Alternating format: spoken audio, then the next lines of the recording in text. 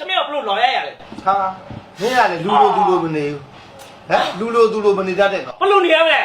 ဒီခုံဒီထမင်းတင်စားတော့ခုံထမင်းတင်စားတော့ခုံပေါ်မင်းကခြေထောက်ကြီးတင်ထားတယ်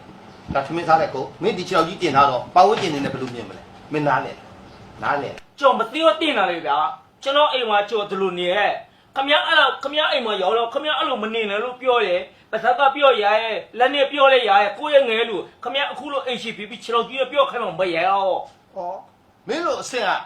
ငါပြောစရာလူလားဒီခုံမော်ကိုဒီခြေထောက်ပြင်နေဆိုတဲ့ကွာမင်းနားလေဘူးကောင်းတယ်ဟမ်မင်းထမင်းစားနေတာဒီဘိုက်ထဲမှာထမင်းနေရှိတယ်မလားမင်းနားလေရမယ်မင်းနားလေရမယ်လေဒီလောက်ပြောနားလေပေါ့ အေးလူငယ်တရားမသိလို့မှားသွားတဲ့ကိစ္စကိုခမရအခုပြောနေတာခြေတော်ကြီးနဲ့တင်တယ်လည်းပြောတယ်လူငယ်ဖြူဖြူသမီးစာဝီဖိုက်ထဲမှာအသိဉာဏ်ရှိအောင်ပြောတယ်တောင်မဲ့လူငယ်တွေအားလုံးအစဉ်ပြေပြေသိအောင်အသေးထဲမှာမှန်ကိုကနားလေအောင်ဗစက်နဲ့ပြောရတယ်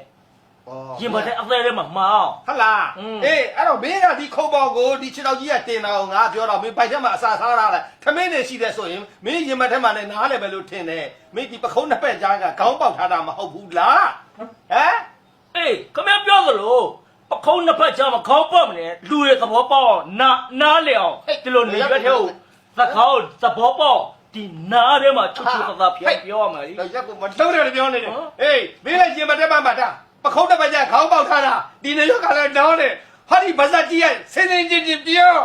ဗဇက်ကြီးကဆင်းနေချင်းချင်းပြော အေးကျော်ရဲ့ဘိမနေရဆိုတာထီပေါဝေးချက်တာရဲ့လူတယောက်ပဲခမရသဘောပေါက်လား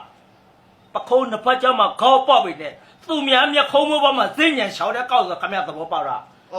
စကားပြောခြေလုံးမပတ်နဲ့ အေးမင်းကိုလည်းပြောအောင်မယ်နော်ငါပြောတဲ့စကားလို့ရှင်ပတ်ထဲမှာထည့်ထားသူပခုံးတစ်ပက်ကြားခေါင်းပေါက်ပြီးတော့ဒီပါဆက်ကစကားပြောတာဆင်ញင်မှာမင်းဟာမှာမင်းသူများခုံးမပေါ်ဇင်းညာလျှောက်တာအောင်အတော့ဟာဒီခေါင်းကတိတ်ချမှတ်ထားအုံနောက်တယ်လကပထားတဲ့